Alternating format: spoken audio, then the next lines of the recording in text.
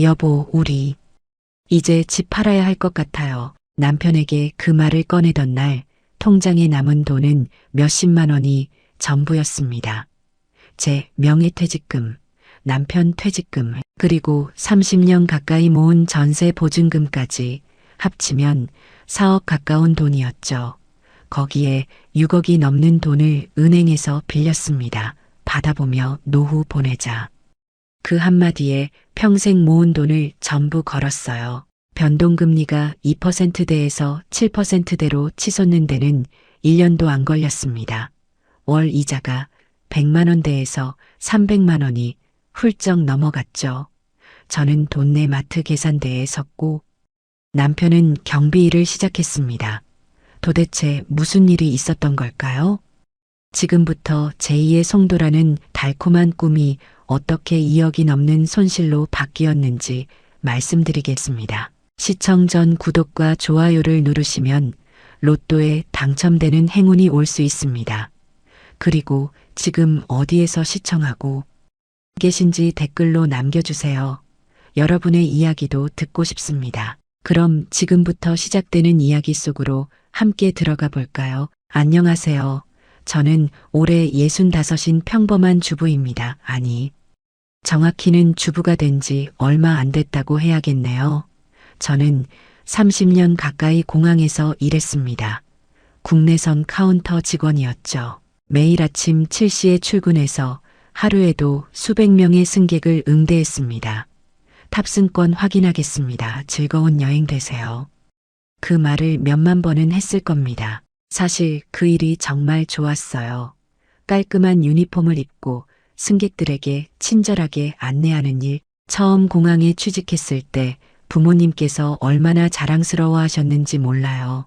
우리 딸이 공항에서 일한데 도제받네 자랑하고 다니셨죠. 저도 그 일에 자부심이 있었습니다. 2019년 가을이었어요. 회사에서 명예퇴직 공고가 났습니다. 당시 저는 63이었고 정년까지 2년 정도 남은 상태였죠. 솔직히 처음엔 고민이 됐어요. 2년만 더 버티면 정년퇴직인데 굳이 지금 나가야 하나 싶었거든요. 그런데 남편이 말하더군요. 여보, 이제 그만하고 쉬어. 30년 가까이 일했으면 됐지. 퇴직금도 왔고. 우리 이제 손주나 보면서 편하게 살자. 남편은 중견기업 관리부장 출신이었는데 저보다 2년 먼저 정년퇴직을 했습니다. 퇴직금으로 1억 5천 정도 받았죠. 저도 더 이상 새벽같이 일어나서 출근하는 게 버거워지고 있었습니다. 나이가 드니 체력이 예전 같지 않더라고요. 하루 종일 서서 일하고 나면 다리가 퉁퉁 부었어요. 그래서 결심했습니다. 명예퇴직 신청서를 냈죠. 퇴직금은 1억 2천만 원 정도 나왔습니다. 30년 가까이 일한 대가치고는 적다고 느낄 수도 있지만 저는 감사했어요. 이 돈이면 우리 부부 노후에 조금이나마 보탬이 되겠구나 싶었거든요. 마지막 출근 날 동료들이 작은 송별회를 열어줬습니다. 같이 일했던 박선영이라는 친구가 있었는데 저보다 7년 정도 어렸죠. 그 친구가 말했어요. 언니, 부럽다. 나도 빨리 퇴직하고 쉬고 싶은데 저는 웃으며 대답했습니다. 선영아, 너도 고지야. 조금만 더 버텨. 그날 밤 집에 돌아와서 유니폼을 벗어 옷장에 넣는데 묘한 감정이 들더라고요. 30년이라는 시간이 이렇게 끝나는구나. 섭섭하기도 하고 홀가분하기도 하고. 그런데 그때는 몰랐습니다. 이 유니폼을 벗는 대신 마트 앞치마를 두르게 될 줄은요. 퇴직 후 몇 달은 정말 행복했습니다. 아침에 알람 없이 자연스럽게 눈을 뜨고 남편이랑 같이 산책도 하고 드라마도 보고 이게 사는 거구나 싶었죠. 전세로 살고 있는 집은 경기도 어느 도시 구도심에 있는 20평대 아파트였는데 남편이랑 둘이 살기엔 충분했어요. 외동아들 준호는 33이었고 회사 다니면서 결혼을 준비하고 있었습니다. 며느리 될 예비딸은 괜찮은 집안 출신이었어요. 준호가 저희를 예비 사돈댁에 데려간 적이 있었는데 그 집이 강남 쪽에 있는 아파트더라고요. 깔끔하고 넓고 인테리어도 고급스럽게 되어 있었죠. 그날 저녁 집에 돌아오는 길에 남편이 말했어요. 우리 집이 좀 초라하게 보이네. 저도 같은 생각을 했지만 애써 아무렇지 않은 척 했습니다. 뭐 어때? 우리도 성실하게 살았는데 전세지만 깨끗하게 잘 살고 있잖아. 하지만 마음 한편으로는 씁쓸했어요. 그래도 그때까지만 해도 저희는 평온했습니다. 빚도 없고 퇴직금도 있고 연금도 나오니까 조금씩 아꼈으면 노후를 충분히 보낼 수 있다고 생각했죠. 큰 욕심 부리지 않고 분수에 맞게 살면 된다고 믿었습니다. 하지만 세상은 저를 가만히 두지 않았습니다. 아니, 정확히는 제가 세상의 유혹을 이기지 못한 거겠죠. 2020년이 밝았습니다. 새해가 되면서부터 뉴스에서는 매일같이 부동산 이야기뿐이었어요. 아침에 TV를 켜면 서울 아파트 가격 또 사상 최고치 경기도 신도시 집값 급등 이런 뉴스들이 도배되어 있더라고요. 처음에는 남의 이야기인 줄 알았습니다. 우리는 전세로 사는 집이 있고 크게 불편한 것도 없으니까 굳이 집을 살 필요가 없다고 생각했죠. 남편도 그냥 우리는 조용히 살자. 집값 오르내리는 거 신경 쓰지 말고 했어요. 그런데 준호가 결혼 날짜를 잡았다고 연락이 왔습니다.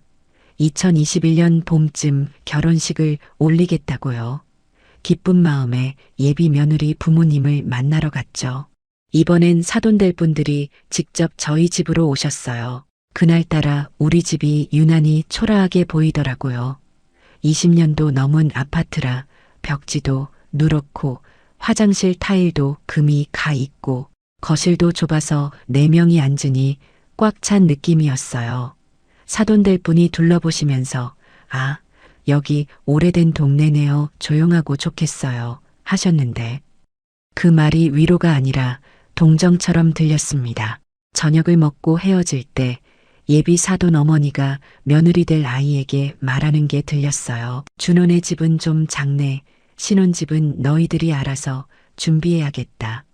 그 말이 제 가슴을 찔렀습니다. 그날 밤 남편이랑 누워서 이야기를 나눴어요.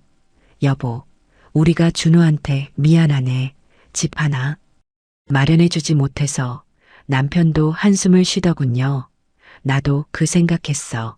사돈될 분들 집은 그렇게 좋은데 우리는 전세살이니까 뭔가 체면이 안 서는 것 같아. 그때부터였습니다.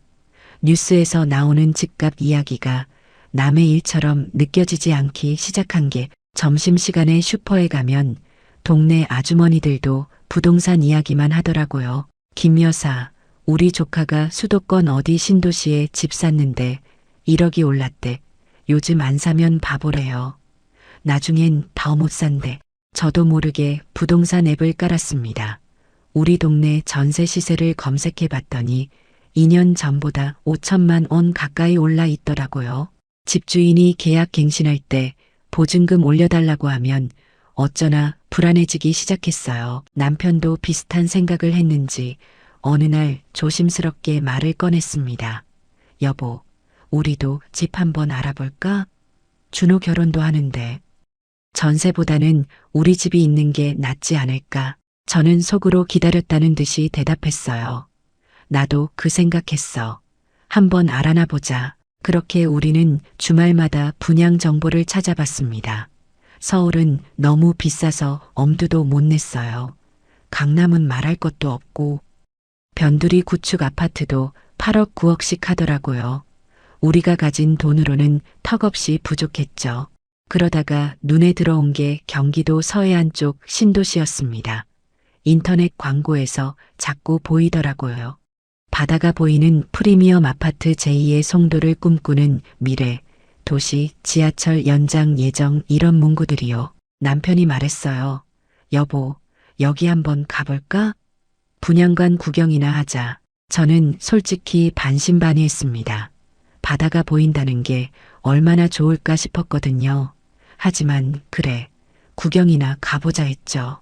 주말에 차를 몰고 그 신도시로 향했습니다. 서울에서 1시간 반 정도 걸렸어요. 도착해보니 정말 신도시답게 깔끔하게 조성되어 있더라고요. 넓은 도로에 가로수도 예쁘게 심어져 있고 새로 지은 아파트 단지들이 즐비했습니다. 분양 상담관에 들어섰을 때 직원이 반갑게 맞아주더군요. 어서 오세요. 저희 프리미엄 오션뷰 아파트에 관심 가져주셔서 감사합니다. 상담관 안은 정말 화려했어요.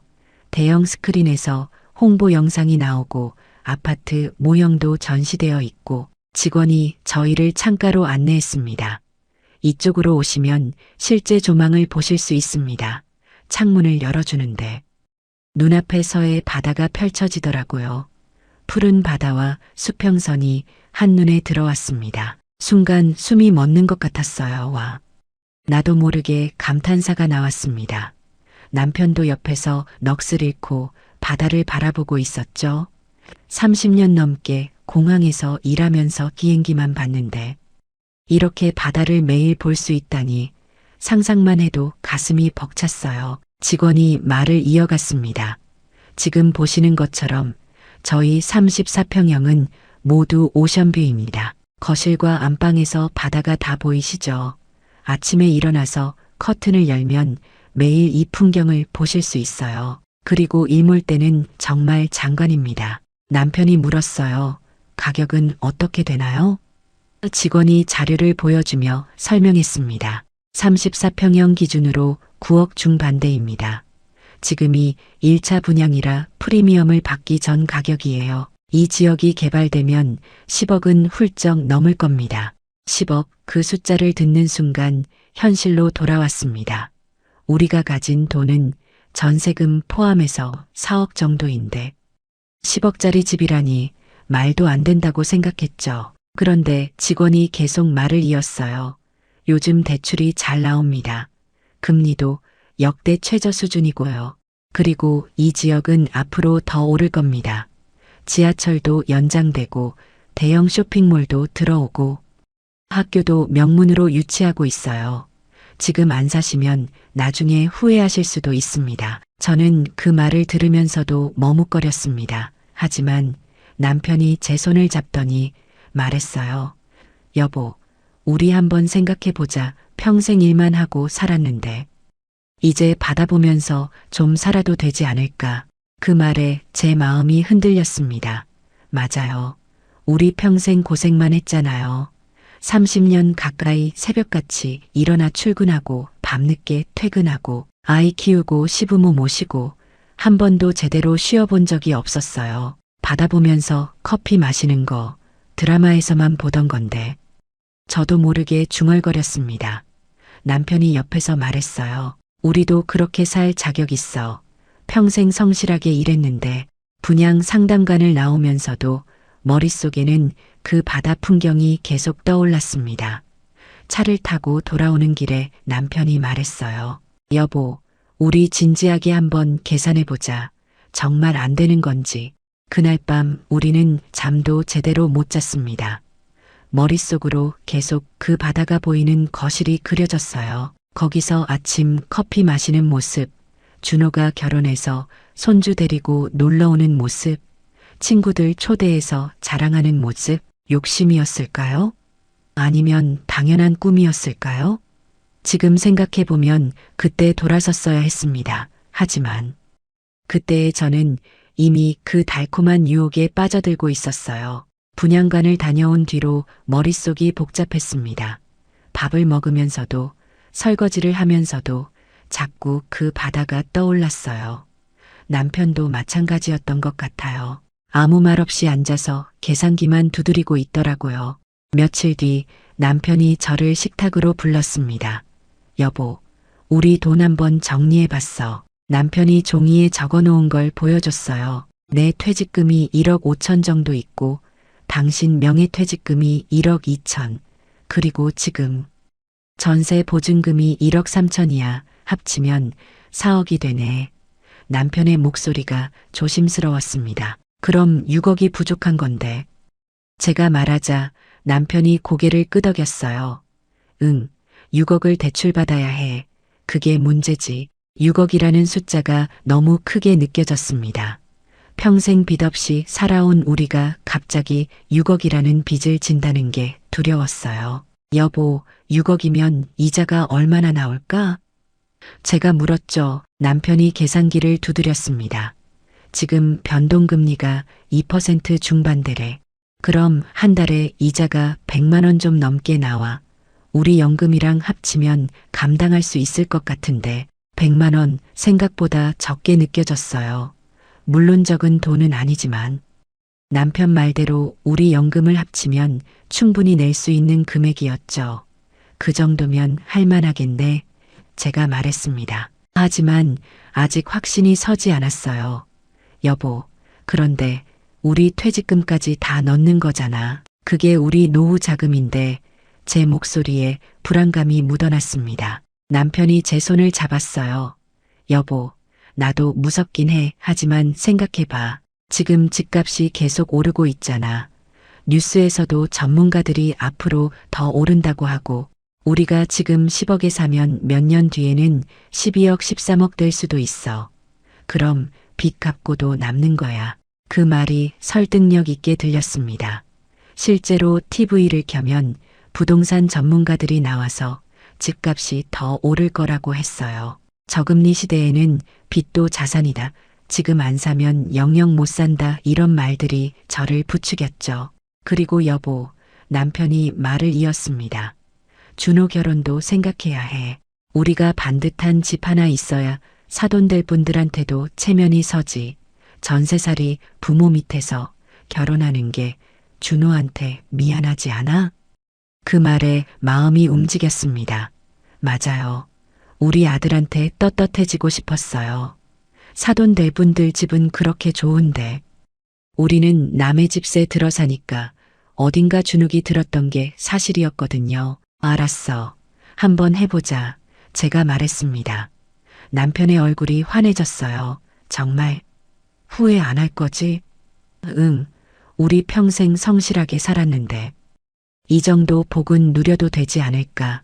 다음 날 우리는 다시 그 분양 상담관을 찾아갔습니다. 이번엔 진지하게 계약 상담을 받으러 간 거였죠. 직원이 반갑게 맞아주더군요. 다시 오셨네요. 좋은 결정하신 겁니다. 직원이 대출 상담도 같이 진행해 줬어요. 은행 대출 상담사가 곧 오실 겁니다. 지금 금리가 정말 좋아요. 사상 최저 수준이거든요. 잠시 후 은행 직원이 왔습니다. 양복을 쪼이 입은 30대 남자였는데 굉장히 친절했어요. 두 분 신용도 확인해 봤는데 문제 없으십니다. 6억 대출 가능하세요. 금리는 어떻게 되나요? 남편이 물었습니다. 은행 직원이 자료를 보여주며 설명했어요. 지금 변동금리 기준으로 연 2.3%입니다. 고정금리는 3%대인데 변동금리를 추천드려요. 지금 금리가 역대 최저거든요. 더 내려갈 가능성도 있고요. 변동금리요? 제가 되물었습니다. 사실 변동금리가 뭔지 정확히 몰랐어요. 은행 직원이 친절하게 설명해 줬습니다. 변동금리는 시장금리에 따라 이자가 변동되는 겁니다. 지금처럼 저금리 시대에는 훨씬 유리하죠. 2년만 변동금리로 쓰시다가 그때 가서 고정금리로 갈아타셔도 됩니다. 그 말이 합리적으로 들렸어요.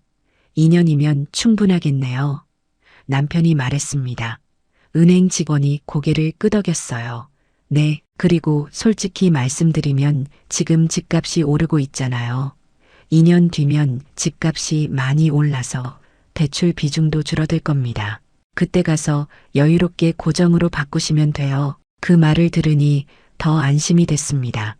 집값이 오르면 우리 자산도 늘어나는 거니까. 대출은 상대적으로 줄어드는 거잖아요. 좋습니다. 변동금리로 하겠습니다. 남편이 결정을 내렸어요. 서류를 작성하는데 손이 떨렸습니다. 평생 이렇게 큰 돈을 빌려본 적이 없었거든요. 대출 신청서에 6억이라는 숫자를 쓰는데 현실감이 없었어요. 이게 진짜 우리 빚이 되는 건가 싶었죠. 집에 돌아와서도 인터넷을 뒤져봤습니다. 유튜브에서 부동산 전문가들 영상을 찾아봤어요.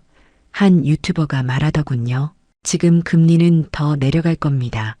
코로나 때문에 각국 정부가 돈을 풀고 있거든요. 변동금리 선택하신 분들은 현명한 선택하신 겁니다. 또 다른 유튜버는 이렇게 말했어요. 경기도 서해안 신도시는 앞으로 대박입니다. 제2의 송도가 될 잠재력이 충분해요. 지금 사놓으면 몇 년 안에 2배는 뛸 겁니다. 그 영상들을 보면서 확신이 생겼습니다. 우리가 잘 선택한 거라고 모두가 그렇게 말하는데 틀릴 리가 없잖아요. 남편도 옆에서 같이 영상을 보며 고개를 끄덕였어요. 계약일이 다가왔습니다. 분양 상담관에 다시 갔을 때 계약서가 준비되어 있었어요. A4 용지로 수십 장이 되는 두꺼운 계약서였죠. 직원이 하나하나 설명해 줬는데 솔직히 절반도 이해가 안 됐어요. 법률 용어도 많고 복잡했거든요. 여기 계약금 2천만 원 입금하시고요.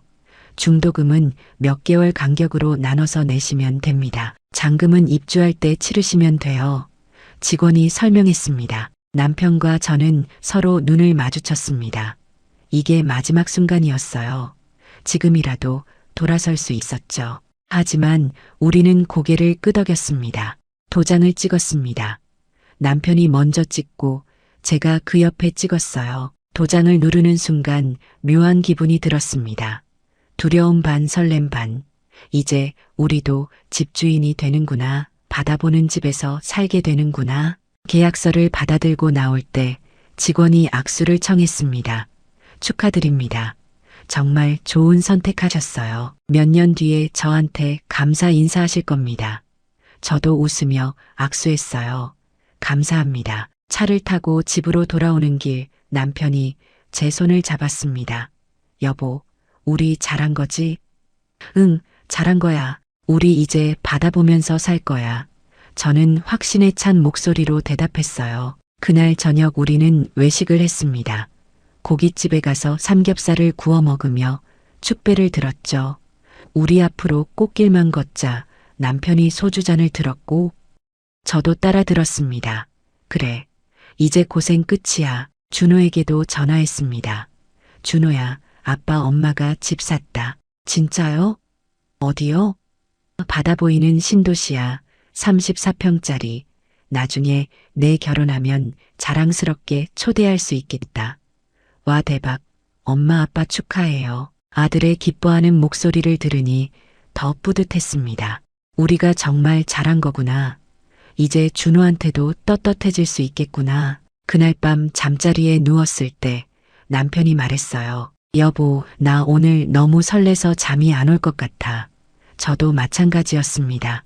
나도 입주하는 날 생각하니까 벌써 기대돼. 우리는 한참을 누워서 앞으로의 계획을 이야기했습니다. 어떤 가구를 살지, 어떻게 인테리어 할지, 거실에 소파를 어느 방향으로 놓아야 바다가 잘 보일지, 행복한 고민들이었죠. 그때의 우리는 몰랐습니다.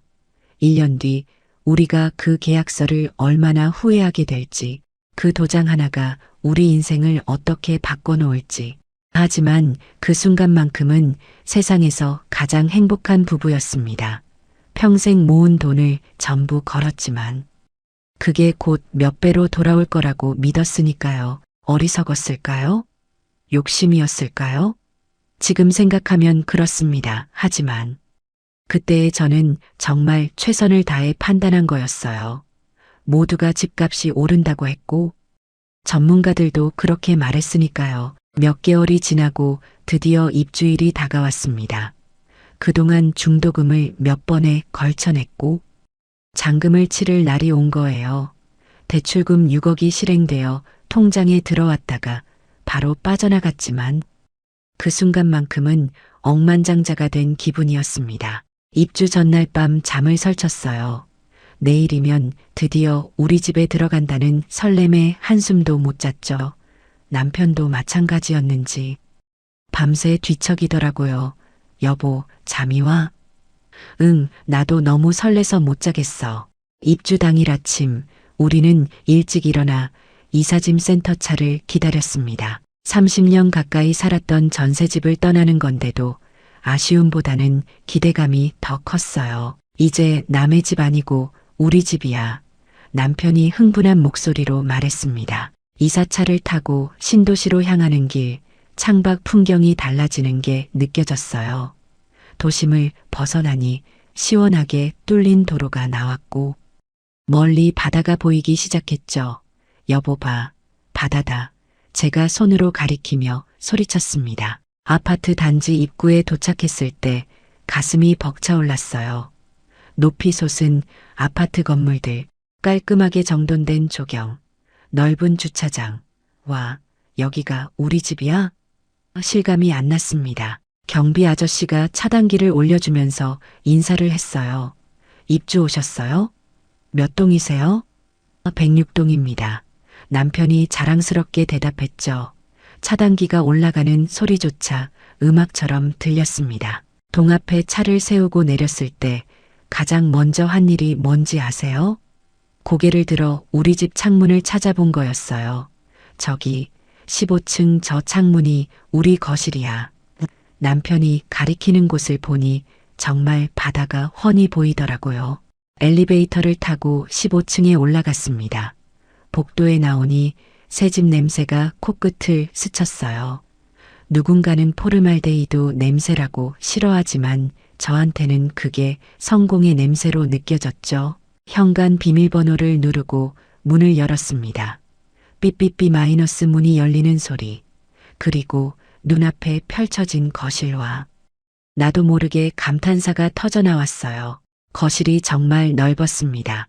우리가 살던 전세집보다 2배는 큰 것 같았어요.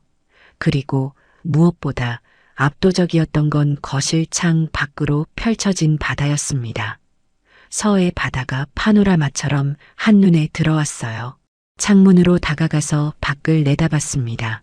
푸른 바다, 하얀 파도, 수평선, 그리고 몇 척의 배들. 여보, 진짜 바다 보인다.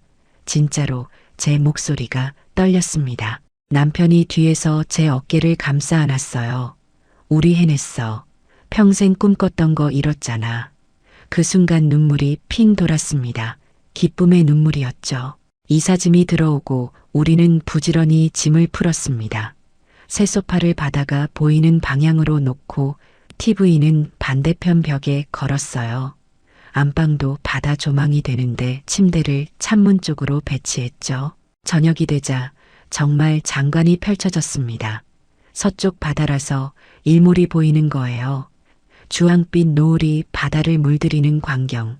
평생 처음 보는 풍경이었습니다. 여보, 매일 이걸 볼 수 있는 거야? 그러게 믿기지가 않아. 그날 저녁 우리는 치킨을 시켜 먹었습니다. 거실 바닥에 돗자리를 깔고 앉아서 치킨을 뜯으며 바다를 바라봤어요. 이게 꿈이야, 생시야. 남편이 맥주를 벌컥벌컥 마시며 말했습니다. 30년 고생한 보람이 있네. 제가 말했죠. 응, 이제 우리도 좀 살만하겠어. 남편이 웃으며 대답했습니다. 그 순간만큼은 세상에서 가장 행복한 사람들이었어요. 며칠 뒤 준호를 초대했습니다. 아들 녀석이 여자친구랑 같이 왔어요. 현관문을 열자마자 준호가 소리쳤습니다. 우와 대박. 엄마 아빠 여기 진짜 좋다. 여자친구도 감탄하더군요. 와, 바다 진짜 잘 보인다. 여기 신혼집으로 삼고 싶을 정도예요. 그 말에 제 어깨가 으쓱했습니다. 우리 아들이 자랑스러워하는 게 느껴졌거든요. 엄마, 친구들한테 자랑해도 돼요? 그럼 얼마든지. 저는 흐뭇하게 웃었습니다. 다음 주에는 예비 사돈될 분들을 초대했어요. 그분들이 오시는 날 저는 아침부터 청소하고 음식 준비하느라 정신이 없었죠. 좋은 모습 보여드리고 싶었거든요. 초인종이 울렸습니다. 사돈될 분들이 들어서는데 표정이 밝더라고요. 어머, 여기 정말 좋네요. 바다 조망 대박이에요. 예비 사돈 어머니가 감탄했습니다.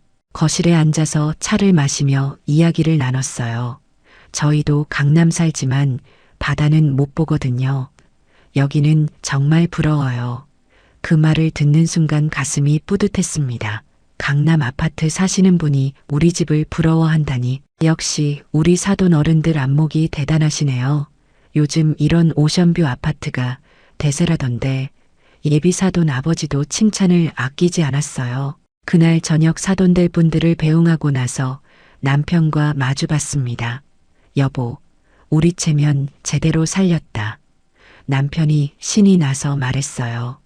그러게, 이제 준호 결혼도 떳떳하게 할 수 있겠어. 집값도 오르기 시작했습니다. 분양받을 때 9억 중반대였는데 입주하고 몇 달 지나니까 10억을 넘었어요. 부동산 앱을 열어볼 때마다 우리 집 시세가 올라가는 걸 보는 재미가 쏠쏠했죠. 여보, 우리 집 지금 10억 5천이래. 제가 남편에게 보여주면 남편도 흐뭇해했어요. 봐, 내가 뭘 했어. 집값 오른다니까. 우리 몇 개월 만에 앉아서 억대 벌었네. 그 말이 맞았어요. 우리는 아무것도 하지 않았는데 통장 잔고가 아니라 자산이 불어나고 있었죠. 25년 일해서 모은 돈보다 몇 개월 만에 더 많이 번 거예요. 이웃들과도 친해졌습니다. 같은 층에 사는 부부랑 인사를 나누게 됐는데 나이도 비슷하고 처지도 비슷했어요. 우리도 퇴직금 다 넣었어요. 저희도요. 그래도 집값 오르니까 다행이죠. 아침마다 거실 창문을 열면 바다 냄새가 들어왔습니다.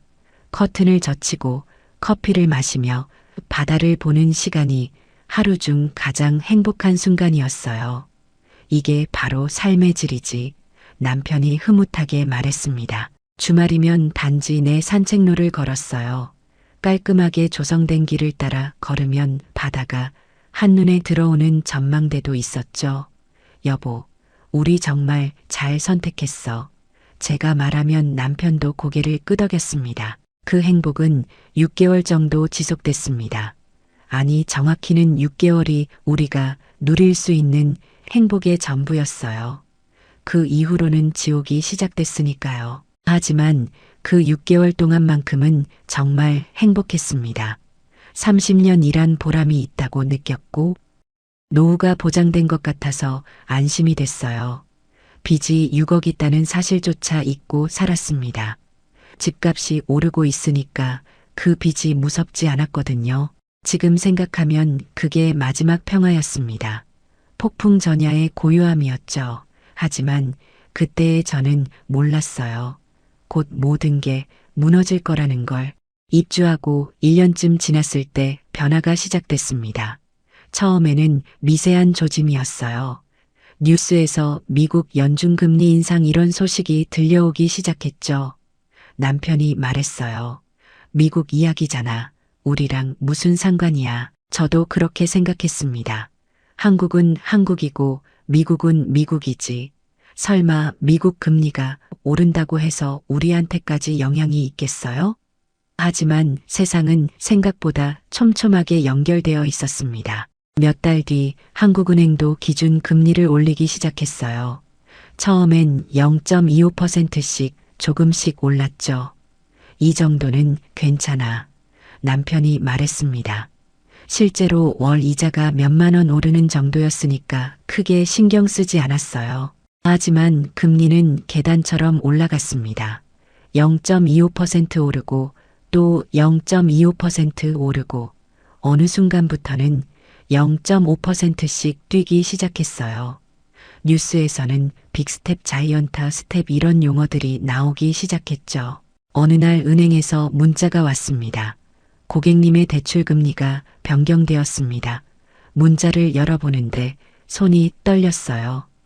연 5.3%였던 금리가 4.5%로 올라 있었습니다. 급하게 계산기를 두드렸어요. 6억에 4.5%면 월 이자가 225만 원, 100만 원대였던 이자가 200만 원대로 뛴 거예요. 여보, 큰일 났어. 제가 남편을 불렀습니다. 남편도 같은 문자를 받았는지 얼굴이 하얗게 질려 있었어요. 이게 뭔 소리야. 갑자기 이자가 2배로 올랐네. 어떡해. 우리 연금이랑 합쳐도 빠듯한데. 그날 밤 우리는 잠을 이룰 수 없었습니다. 식탁에 마주 앉아 계산기만 두드렸어요. 남편 연금 180만 원, 제 연금 95만 원 합쳐서 275만 원인데 여기서 맞아 225만 원을 내면 50만 원밖에 안 남는 거예요. 관리비 내고 통신비 내고 하면 남는 게 없잖아. 제가 떨리는 목소리로 말했습니다. 일단 조금 버텨보자. 곧 안정될 거야. 남편이 애써 침착한 척했지만 목소리에 불안감이 묻어났어요. 그런데 금리는 멈추지 않았습니다. 몇 달 뒤 또 문자가 왔어요. 대출 금리가 변경되었습니다. 이번엔 5.8%로 올라 있었죠. 월 이자 290만 원, 우리 연금을 다 합쳐도 모자라는 금액이었습니다. 여보, 이거 진짜 심각한데. 남편의 목소리가 갈라졌어요. 우리 예금 깨야 할 것 같아. 그렇게 우리는 비상금으로 모아둔 돈을 까먹기 시작했습니다. 설상가상으로 다른 소식이 들려왔어요. 신도시에 미분양이 속출한다는 뉴스였죠. 경기도 서해안 신도시 미분양 급증 입주율 저조로 상권 형성 지연 이런 기사들이 쏟아졌습니다. 실제로 우리 단지도 입주율이 높지 않았어요. 저녁이 되면 불이 켜진 집보다 어두운 집이 더 많았죠. 1층 상가들도 텅텅 비어 있었고요.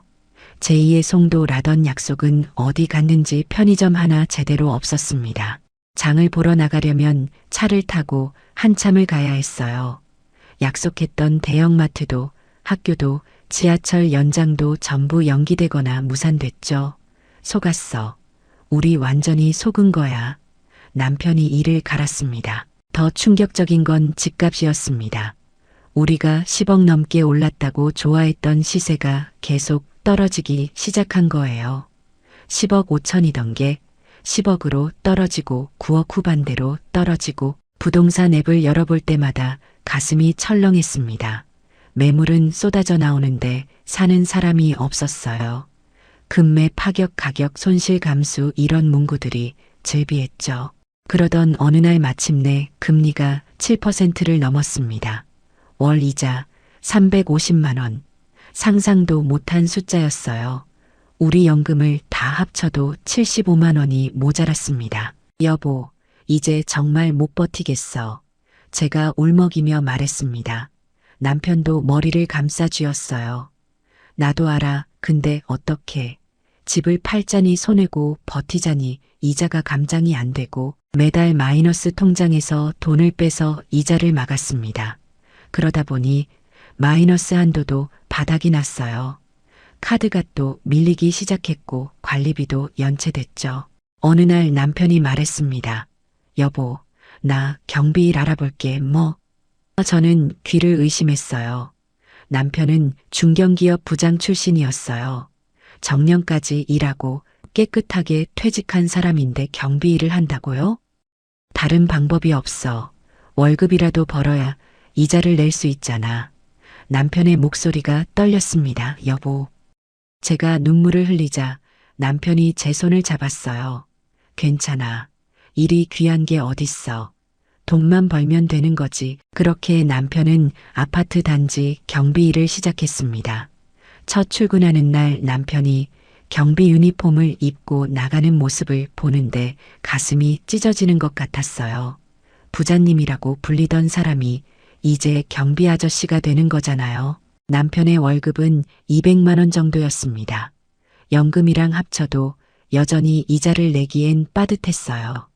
나도 일을 해야겠어. 제가 결심했습니다. 당신이 뭘 할 건데? 공항은 그만둔 지 오래됐잖아. 남편이 걱정스럽게 물었어요. 모르겠어. 뭐라도 해야지. 이대로는 못 살아. 다음 날 저는 동네를 돌아다니며 구인 광고를 찾았습니다.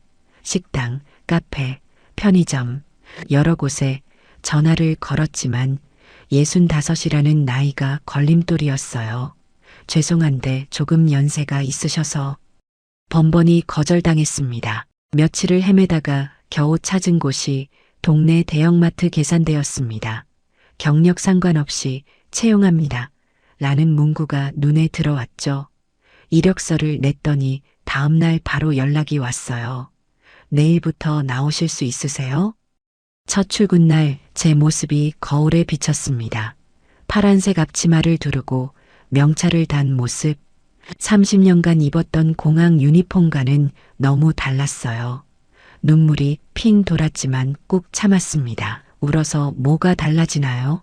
계산대에 서는 법을 배웠습니다. 바코드 찍는 법, 카드 결제하는 법, 포인트 적립하는 법. 20대 알바생이 저한테 가르쳐 주는데 자존심이 상했지만 꾹 참았어요. 돈을 벌어야 했으니까요. 어서 오세요. 포인트 카드 있으세요? 봉투 필요하세요? 하루 종일 그 말만 수백 번 반복했습니다.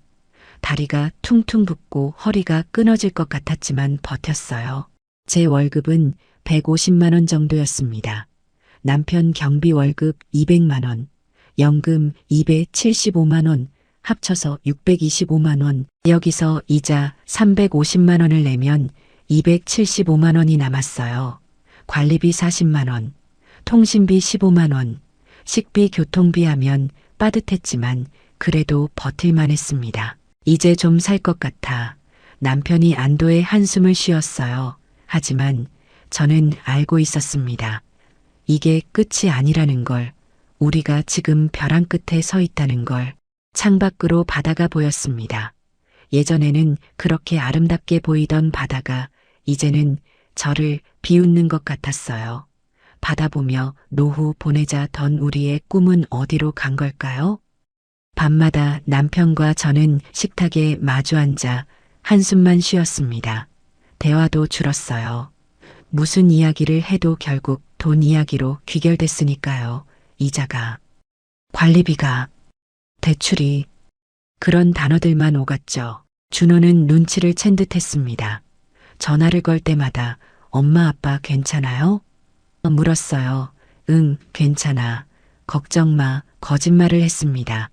아들한테까지 짐이 되고 싶지 않았거든요. 하지만 거짓말로 버틸 수 있는 시간도 얼마 남지 않았습니다.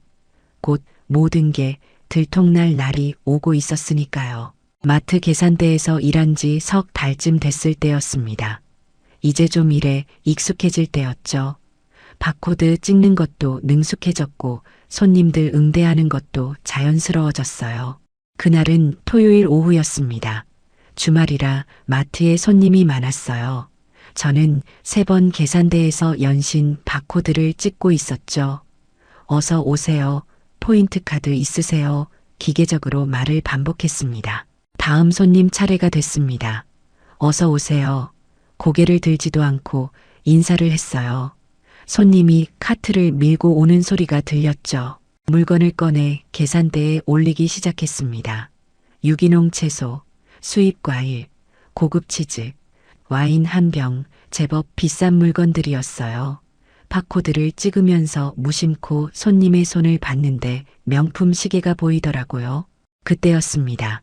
뭔가 이상한 느낌이 들었어요. 익숙한 향수 냄새가 났거든요. 고개를 들었습니다. 그리고 얼어붙었습니다. 박선영이었습니다. 30년 가까이 같이 일했던 공항 동기. 제가 퇴직할 때 송별회를 열어줬던 바로 그 사람. 선영이도 저를 알아봤습니다. 눈이 커지면서 입이 벌어지더군요. 명숙 씨? 심장이 쿵 하고 내려앉았습니다. 온몸에 식은 땀이 흘렀어요. 이럴 수가. 하필이면 선영이를. 그것도 여기서 만나다니. 저는 말문이 막혔습니다. 뭐라고 대답해야 할지 몰랐어요. 그냥 시선을 피하고 싶었지만 손님과 계산원이라는 관계상 도망칠 수도 없었죠. 포인트 카드 있으세요? 겨우 그 말을 꺼냈습니다. 제 목소리가 떨리는 게 느껴졌어요. 선영이는 당황한 표정으로 저를 쳐다봤습니다. 그녀의 눈빛에서 여러 감정이 스쳐 지나갔어요. 놀라움, 당혹감, 그리고 동정. 네, 선영이가 가방에서 카드를 꺼내 건넸습니다. 제가 카드를 받아 찍는데 손이 부들부들 떨렸어요. 뒤에 줄 서 있는 손님들이 보였습니다. 20명은 넘게 기다리고 있었어요. 다들 저희를 쳐다보고 있었죠. 왜 계산이 이렇게 느리냐는 눈빛들. 합계 15만 3천 원입니다. 겨우 말을 했습니다. 선영이가 카드를 내밀었고 저는 기계에 꽂았어요. 결제가 되는 동안에 그 침묵 몇 초였는지 모르겠지만 영겁처럼 느껴졌습니다. 선영이는 계속 저를 쳐다봤고 저는 계산대 화면만 응시했어요. 영수증이 나왔습니다. 영수증 드립니다. 제가 건네는데 선영이가 제 손을 살짝 잡았어요. 명숙 씨, 언제부터 여기서? 그녀의 목소리가 조심스러웠습니다. 죄송합니다만 다음 손님 계산해야 해서요. 저는 차갑게 말하고 다음 손님을 불렀어요. 다음 손님 어서 오세요. 선영이는 한동안 그 자리에 서 있었습니다. 뭔가 말을 하고 싶어 하는 것 같았지만 결국 입을 다물고 계산대를 떠났어요. 뒤돌아서 가는 그녀의 뒷모습이 보였습니다. 다음 손님 물건을 찍으면서도 정신이 하나도 없었어요. 바코드를 잘못 찍고 다시 찍고 손님이 짜증을 냈지만 제대로 사과도 못했습니다. 매니저가 다가왔어요. 괜찮아요? 얼굴이 안 좋은데. 네, 괜찮습니다. 거짓말을 했습니다. 그날 퇴근할 때까지 제 손은 계속 떨렸습니다. 집에 돌아오는 버스 안에서 창밖만 멍하니 쳐다봤어요. 선영이의 그 표정이 계속 머릿속에 맴돌았습니다. 명품 시계를 차고 고급 식재료를 사러 온 선영이, 그리고 파란 앞치마를 두르고 바코드를 찍는 저. 30년 전 같은 자리에서 시작했는데 지금은 이렇게 다른 위치에 서 있는 거예요. 집에 도착해서 현관문을 열었습니다. 남편이 거실에 앉아 있었어요. 왔어? 힘들었지? 응. 저는 대답도 제대로 못하고 소파에 주저앉았습니다. 무슨 일 있어? 얼굴이 왜 그래? 남편이 걱정스럽게 물었습니다. 아무것도 아니야. 말하고 싶지 않았어요. 말하면 더 비참해질 것 같았거든요. 하지만 남편이 계속 물어서 결국 털어놨습니다. 오늘 공항 동기를 만났어. 마트에서 뭐? 남편의 얼굴이 굳었습니다. 선영이었어. 나한테 물건 계산하러 왔더라고. 말하는데 눈물이 났습니다. 그 애가 뭐래? 아무 말도 안 했어. 그냥 가던데. 남편이 한숨을 쉬었습니다. 들켰구나. 응. 이제 곧 소문 나겠지. 공항 사람들한테. 실제로 그랬습니다. 다음 날 저녁에 오래된 공항 동료들 카카오톡 단체방에서 메시지가 오기 시작했어요. 명수가 요즘 어떻게 지내? 어느 동료가 물었습니다. 저는 대답하지 않았어요. 그런데 다른 메시지들이 올라오더군요. 명숙이 지금 마트에서 일한대. 진짜? 어느 마트? 서해안 쪽 신도시 이마트래. 메시지를 보는데 손이 떨렸습니다. 선영이가 말했나 봐요. 아니면 누군가 또 받거나. 집 잘못 사서 고생한다던데. 안 됐다. 좋을 때 그만뒀어야지. 요즘 부동산 건드리면 안 되는데. 그 메시지들을 보면서 눈물이 났습니다. 동정 어린 말들. 안타까워하는 척하지만 속으로는 우월감을 느끼는 게 느껴졌어요. 그리고 마지막 메시지. 그래도 명숙이는 열심히 사네. 나이 들어서도 일하는 게 대단해. 위로처럼 들렸지만 그게 더 치욕적이었습니다. 저는 그 단체방을 나왔습니다. 더 이상 그들과 같은 공간에 있고 싶지 않았어요. 클릭 한 번으로 30년 인맥이 끊어졌습니다. 며칠 뒤 선영이에게서 개인 메시지가 왔습니다. 언니, 그날은 미안해. 너무 놀라서 제대로 인사도 못했네. 많이 힘들지? 필요한 거 있으면 말해. 그 메시지를 보는데 화가 치밀었습니다. 동정받고 싶지 않았어요. 불쌍하다는 눈빛으로 저를 보는 게 싫었습니다. 저는 답장하지 않았습니다. 그날 밤 남편과 이야기를 나눴습니다. 여보, 이렇게는 못 살겠어. 제가 말했습니다. 나도 알아. 근데 어떻게? 집 팔자. 제 입에서 그 말이 나왔습니다. 지난 몇 달 동안 생각만 하고 입 밖에 내지 못했던 말. 손아 보더라도 팔자. 이렇게 사느니 차라리. 남편이 고개를 떨궜습니다. 그래. 나도 그 생각했어. 매일 경비실에서 주민들 보면서 우리가 빚쟁이라는 게 자꾸 생각나더라고. 우리 이 집의 주인이 아니야. 제가 말했습니다. 은행 노예지. 매달 350만 원씩 바치면서 사는 게 무슨 의미가 있어. 알았어. 내일 부동산 가보자. 남편이 결정을 내렸습니다. 그날 밤 저는 거실 창문으로 바다를 바라봤습니다. 달빛에 반짝이는 바다. 한때는 그렇게 아름답게 보였는데 이제는 저를 조롱하는 것 같았어요. 바다 보며 노후 보내자. 남편이 했던 말이 귓가에 맴돌았습니다. 우리의 꿈은 이렇게 끝나는 건가요? 2년도 안 돼서? 아니, 꿈이 아니라 환상이었습니다. 우리가 가질 수 없는 것을 억지로 가지려다가 모든 걸 잃은 거예요. 다음 날 아침 저는 마트에 출근했습니다. 계산대에 서서 바코드를 찍는데 문득 깨달았어요. 일이 부끄러운 게 아니라는 걸, 추락이 부끄러운 거였어요. 30년 커리어가 하루아침에 무너진 것, 유니폼 입고 승객 응대하던 제가 앞치마 두르고 봉투 필요하세요? 묻는 것, 그 추락의 속도와 깊이가 저를 부끄럽게 만든 겁니다. 하지만 어쩌겠어요. 이게 제가 선택한 길인걸요. 바다를 보고 싶다는 로망 하나로 모든 걸 걸었던 선택, 그 대가를 지금 치르고 있는 거죠. 부동산 중개소 문을 열고 들어갔습니다. 사무실은 좁고 허름했어요. 책상 하나에 컴퓨터 한 대, 벽에는 매물 사진들이 빼곡히 붙어 있었죠. 중개사가 반갑게 맞아줬습니다. 어서 오세요. 무슨 일로 오셨어요? 집을 팔려고 하는데요. 남편이 말했습니다. 아, 네. 어디 사세요? 106동 1505호입니다. 제가 대답했어요. 중개사의 표정이 미묘하게 변했습니다. 오션뷰 34평형이시네요.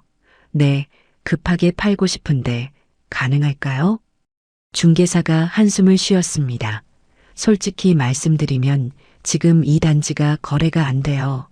매물은 쌓여 있는데 사는 사람이 없거든요. 그래도 팔아야 합니다. 남편의 목소리가 단호했어요. 얼마에 내놓으면 될까요? 중개사가 컴퓨터를 켰습니다. 시세를 확인하더니 말했어요. 요즘 시세가 8억 후반대예요. 9억 나가는 집은 거의 없고요. 8억 후반? 저는 귀를 의심했습니다. 우리 10억 넘게 주고 샀는데요. 네, 알고 있습니다. 근데 지금 이 지역 집값이 많이 빠졌어요. 미분양 문제도 있고 금리도 오르고 해서요. 중개사가 조심스럽게 말했습니다. 그럼 우리 1억 넘게 손해보는 거잖아요. 제 목소리가 떨렸습니다. 죄송하지만 그렇습니다. 그리고 금매로 내놓으시면 더 낮춰야 할 수도 있어요. 지금 매수자가 거의 없거든요. 남편과 저는 서로를 쳐다봤습니다. 1억 손해, 그것도 원금 손실만 그렇다는 거였어요. 지금까지 낸 이자까지 합치면 훨씬 더 많은 돈이 날아간 거죠. 얼마에 내놓으면 팔릴까요? 남편이 물었습니다. 8억 초반으로 내놓으시면 관심 있는 사람이 나올 수도 있을 것 같은데요. 중개사가 대답했습니다. 8억 초반이요? 저는 충격을 받았습니다. 그럼 우리가 2억 가까이 손해보는 거잖아요. 네. 그리고 중개 수수료랑 세금도 있으니까 실제로는 더 손해보실 겁니다. 중개사가 미안한 듯이 말했습니다. 남편이 제 손을 잡았습니다. 여보, 어떡할까? 팔아야지 뭐 계속 버틸 수도 없잖아. 저는 체념한 목소리로 말했습니다. 알겠습니다. 그럼 7억 9천으로 금매로 내놓으시겠어요? 중개사가 물었습니다. 네. 그렇게 해주세요. 남편이 고개를 끄덕였습니다. 매물이 올라가고 일주일이 지났습니다. 연락이 없었어요. 중개사에게 전화를 걸었죠.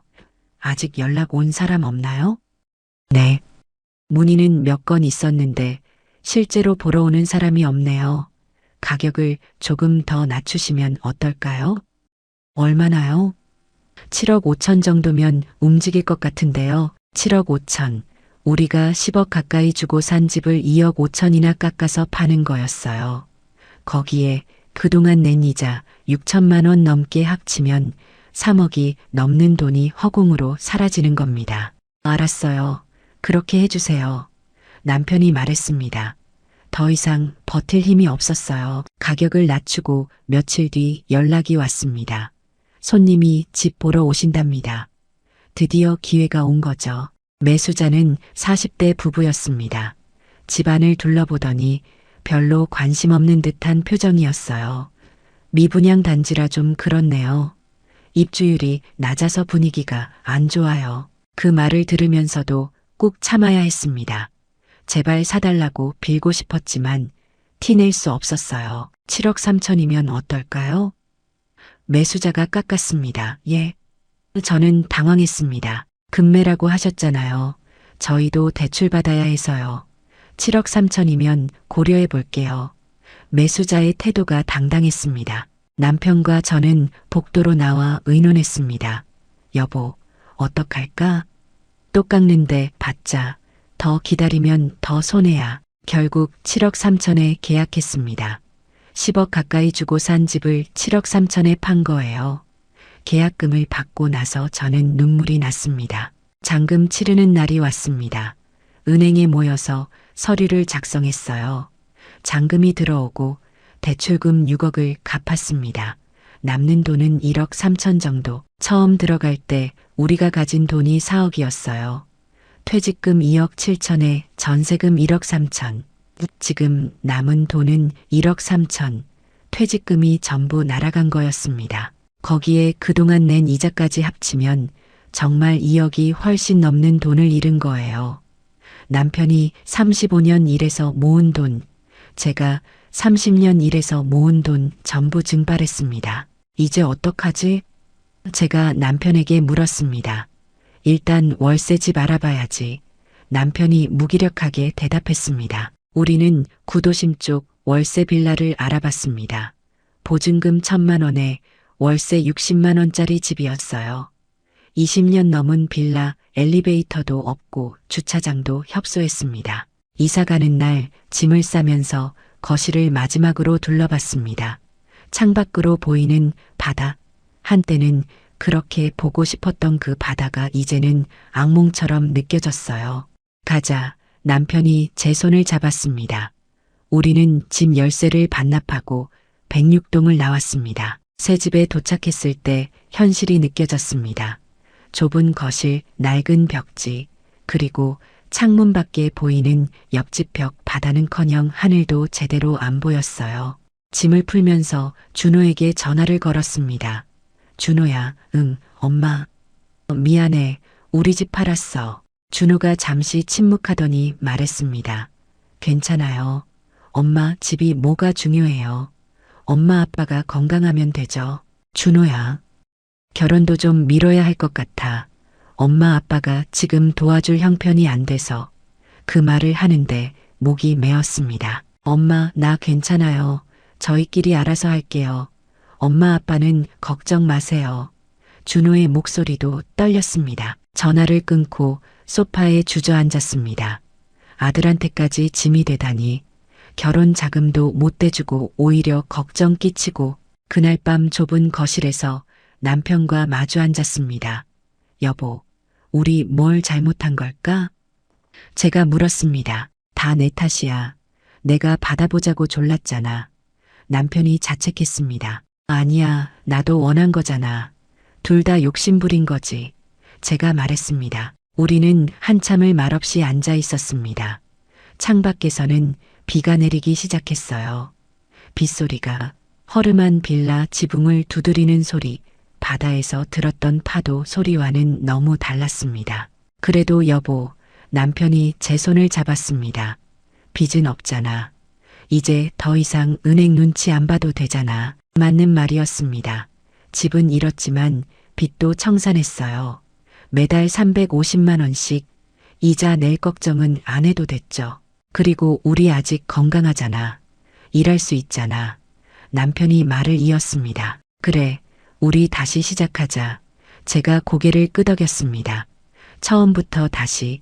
이번엔 욕심 부리지 말고. 그날 밤 우리는 오랜만에 서로를 껴안고 잤습니다. 좁은 방, 낡은 이불, 하지만 적어도 이건 우리가 감당할 수 있는 삶이었어요. 바다는 잃었지만 가족은 남았습니다. 돈은 날아갔지만 건강은 남았어요. 그걸로 충분하다고 그렇게 믿으려고 애썼습니다. 그렇게 월세 빌라로 이사한 지 1년이 지났습니다. 저는 여전히 마트 계산대에서 일하고 있고 남편도 경비 일을 계속하고 있어요. 처음에는 이 좁은 집이 답답했습니다. 34평에서 살다가 20평도 안 되는 빌라로 오니 숨이 막히는 것 같았죠. 창문을 열어도 옆집 벽만 보이고 바다는커녕 하늘도 제대로 보이지 않았어요. 하지만 시간이 지나면서 깨달았습니다. 집의 크기가 행복의 크기는 아니라는 거요. 오히려 좁은 집에서 우리는 더 가까워졌어요. 34평 아파트에 살 때는 거실이 넓어서 남편은 소파에, 저는 안방에 각자 떨어져 있었습니다. 대화도 별로 없었고 서로 얼굴 볼 일도 없었죠. 빚 걱정에 눈치만 보며 살았어요. 그런데 이 좁은 빌라에서는 어디 있어도 서로가 보입니다. 저녁 먹고 나면 남편이랑 나란히 앉아서 TV를 봐요. 부딪힐 정도로 붙어 앉아야 하지만 그게 나쁘지 않더라고요. 여보, 오늘 마트에 재밌는 일이 있었어. 제가 말하면 남편이 웃으며 듣습니다. 나도 오늘 경비실에서 재밌는 일 있었는데 우리는 다시 대화를 나누기 시작했어요. 얼마 전에는 준호가 여자친구랑 놀러 왔습니다. 좁은 거실에 4명이 앉으니 꽉 찼어요. 테이블도 작아서 무릎이 부딪혔죠. 엄마, 여기 아늑하다. 준호가 말했습니다. 좁지? 제가 미안한 마음에 물었어요. 아니, 진짜로 예전 집은 너무 넓어서 텅 빈 느낌이었는데 여기는 따뜻한 느낌이야. 준호의 말에 가슴이 뭉클했습니다. 여자친구도 고개를 끄덕였어요. 저도 이런 분위기 좋아요. 가족 같은 느낌이에요. 그날 우리는 좁은 거실에서 치킨을 먹으며 웃고 떠들었습니다. 34평 아파트에서는 한 번도 없었던 일이에요. 그때는 집이 넓어서 각자 방에 흩어져 있었거든요. 마트 일도 이제는 익숙해졌습니다. 처음에는 수치스럽고 자존심 상했지만 지금은 생각이 달라졌어요. 며칠 전에 동네 아주머니가 계산하러 오셨는데 말을 걸더라고요. 아가씨, 항상 친절하시네요. 덕분에 기분 좋게 장 보고 갑니다. 그 말을 듣는데 뭔가 깨달았습니다. 일에는 귀천이 없다는 걸. 공항에서 승객 응대하던 것도 마트에서 손님 응대하는 것도 본질은 같다는 거요. 사람들에게 친절하게 서비스를 제공하는 일, 그게 제가 30년간 해온 일이었고 지금도 하고 있는 일입니다. 장소가 바뀌었을 뿐이죠. 제가 부끄러웠던 건 일 자체가 아니었어요. 추락이 부끄러웠던 겁니다. 유니폼 입고 당당하게 일하던 제가 알치마 두르고 다코더 찍는 모습, 그 낙차가 저를 힘들게 했던 거죠. 하지만 이제는 압니다. 어떤 자리에 있든 성실하게 일하면 그게 자랑스러운 거라는 걸. 남의 시선 때문에 제 가치가 떨어지는 건 아니라는 거요. 요즘은 남편이랑 저녁에 산책을 자주 합니다. 우리 동네는 신도시처럼 화려하지 않아요. 오래된 건물들이 다닥다닥 붙어 있고 길도 좁죠. 하지만 정이 있습니다. 슈퍼 아저씨가 인사해주고 동네 할머니가 말을 걸어주고 사람 사는 냄새가 나는 곳이에요. 산책하면서 남편이 말했습니다. 여보, 우리 그때 실수한 게 뭔지 알아? 뭔데? 제가 물었습니다. 퇴직금 건드린 거. 그게 가장 큰 실수였어. 남편이 한숨을 쉬었어요. 맞는 말이었습니다. 퇴직금은 평생 일한 대가였어요. 우리의 마지막 버팀목이었죠. 그걸 함부로 투자에 쓰면 안 되는 거였어요. 그리고 변동금리, 제가 말을 이었습니다. 그게 도박이었어. 금리가 오를 거라는 생각을 못했잖아. 은행 직원이 2년만 쓰다가 고정으로 갈아타라고 했죠. 하지만 세상은 우리 계획대로 되지 않았어요. 1년도 안 돼서 금리가 3배로 뛰었고 우리는 속수무책이었습니다. 대출 받을 때 최악의 상황을 생각했어야 했어. 남편이 말했습니다. 금리가 7%까지 오를 수도 있다고 가정하고 그래도 감당 가능한지 따져봤어야 했는데 우리 너무 낙관적으로 생각했지.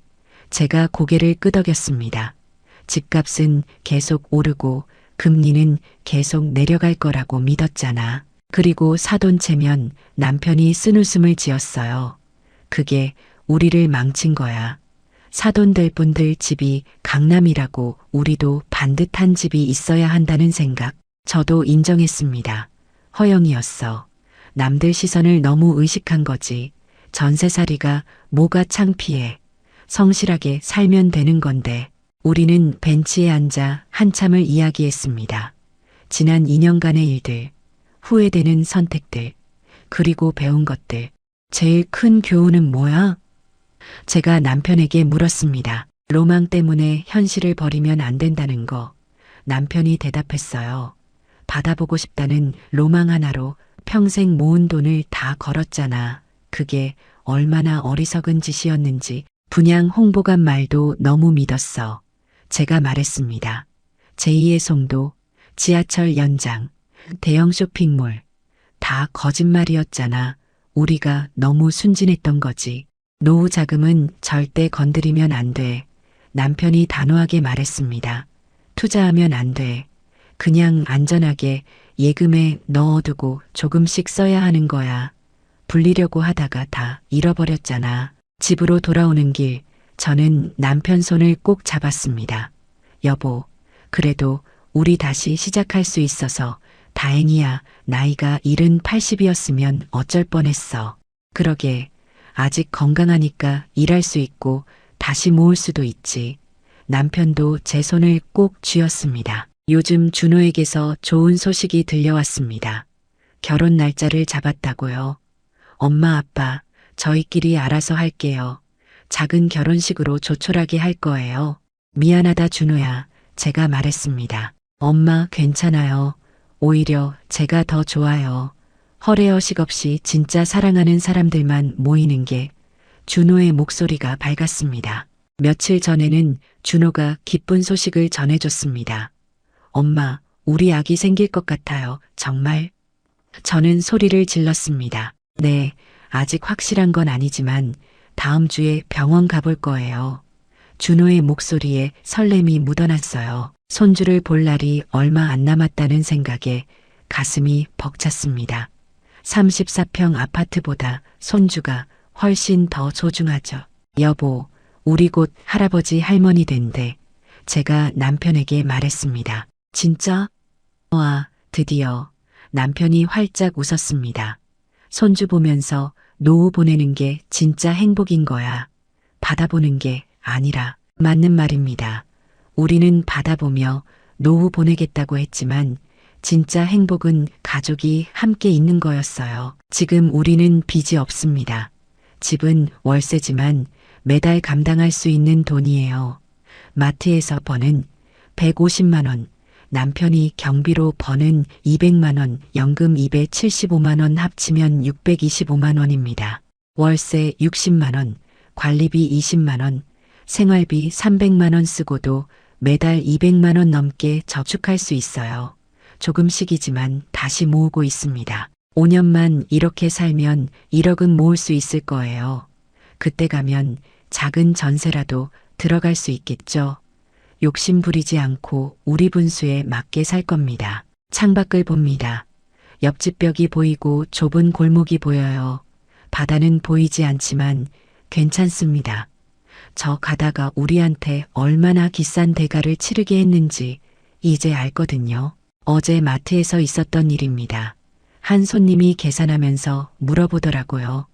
요즘 집값이 다시 오르던데 투자하면 어떨까요? 저는 잠시 멈췄다가 대답했습니다. 글쎄요. 저는 투자 잘 모르지만 한 가지는 확실해요. 노후 자금으로 투자하시면 절대 안 됩니다. 왜요? 손님이 물었습니다. 제가 그렇게 해봐서 알아요. 평생 모은 돈 날릴 수 있어요. 제 목소리가 단호했습니다. 손님이 고개를 끄덕였어요. 그렇군요. 조언 감사합니다. 그 순간 느꼈습니다. 제 실패가 누군가에게는 교훈이 될 수 있다는 걸, 제가 겪은 고통이 다른 사람은 겪지 않도록 도울 수 있다는 거요. 여러분께 말씀드리고 싶습니다. 퇴직금은 함부로 투자하지 마세요. 그게 여러분의 마지막 버팀목입니다. 30년, 40년 일한 대가를 한순간에 날릴 수 있어요. 변동금리는 정말 조심하셔야 합니다. 지금 금리가 낮다고 해서 계속 낮을 거라고 믿지 마세요. 최악의 상황을 가정하고 그래도 감당 가능한지 따져보세요. 남들 시선 때문에 무리하지 마세요. 사돈체면 친구들 자랑 그런 거 신경 쓰다가 인생 망칩니다. 전세살이가 뭐가 창피해요. 빚 없이 사는 게 훨씬 자랑스러운 겁니다. 로망은 아름답지만 현실을 버리면 안 됩니다. 받아보고 싶다는 로망 하나로 모든 걸 걸면 안 돼요. 분양 홍보관 말도 다 믿지 마세요. 그건 팔려고 하는 말입니다. 노후 자금은 절대 건드리지 마세요. 불리려고 하다가 잃어버립니다. 안전하게 예금에 넣어두고 조금씩 쓰세요. 그게 진짜 노후 준비입니다. 지금 저는 행복합니다. 34평 아파트에 살 때보다 훨씬 더요. 빚 걱정 없이 잠들 수 있고 남편과 웃으며 대화할 수 있고 손주 쫄 날을 기다릴 수 있으니까요. 바다는 못 보지만 괜찮습니다. 가끔 시간 나면 남편이랑 버스 타고 바닷가 가서 보면 되죠. 매일 볼 필요는 없었어요. 그 로망 때문에 2억이 넘는 돈을 잃을 필요는 없었습니다. 제 이야기가 길었습니다. 들어주셔서 감사합니다. 부끄러운 이야기지만 누군가에게는 도움이 되길 바라는 마음으로 털어놨습니다. 여러분은 저처럼 실패하지 마세요. 욕심 부리지 마시고 분수에 맞게 사세요. 빚 없이 사는 게 진짜 부자입니다. 작은 집에서 가족과 함께 웃으며 사는 게 큰 집에서 빚 걱정하며 사는 것보다 100배, 1000배 행복합니다. 그걸 이제야 깨달았네요. 오늘도 저는 마트 계산대에 섭니다. 내일도 그럴 거고 내년에도 그럴 겁니다.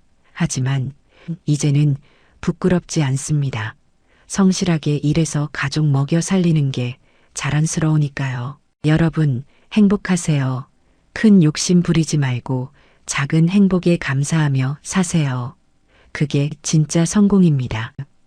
우리의 이 사연이 마음에 남았다면 좋아요를 눌러주세요. 그리고 소중한 사람들과 함께 이 이야기를 나눠주시길 바랍니다. 여러분의 한마디가 누군가에겐 큰 위로가 될 수 있습니다.